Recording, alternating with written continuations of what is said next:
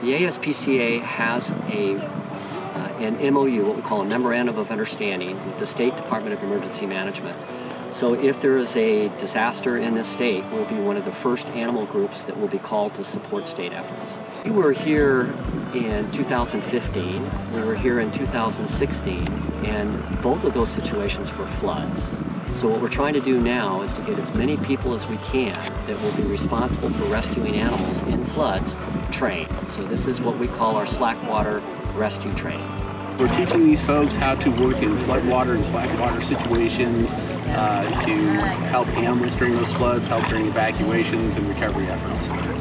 We're seeing more and more floods becoming an issue in populated areas, and people of course want to evacuate with their pets, or they may not evacuate at all.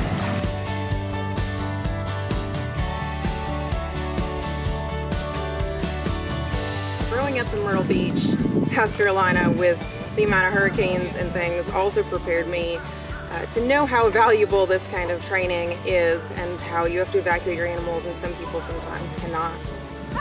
It has been something that's been a part of my livelihood and something that my heart is dear to ever since I was very young. I've came into the field and it's been something I have always enjoyed doing. This is basically part of a group that is put together to train in the event of a disaster, flood, and recovery, animal search and rescue.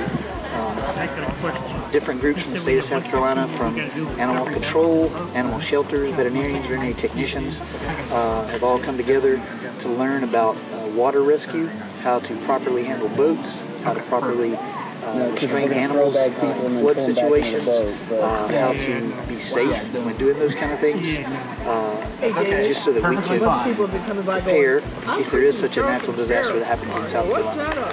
Most times when there's an emergency, people always think of the people first, which we should, but animals, there's so many of them that they sometimes get overseen until we realize that there's a need. For instance, if there's a flood on a farm with a lot of pigs, those pigs need to be somehow contained or cared for. Same thing for cattle, horses. Everyone knows that if there's a flood and there's a home and somebody has to evacuate quickly, maybe a cat or a dog gets left behind. So it's important to have a team that is able to know how to properly go in and rescue those animals and do it in a safe, efficient manner. So these folks who participated the past 2 days have been saying they've learned so much and they're going to be better able to go out and help in a disaster. I've been impressed with the way that ASPCA has taught the course, so that it is so much about boat safety and human safety and common sense, and then just, rescuing the animals out of the water is going to be something that we do toward the end of the course.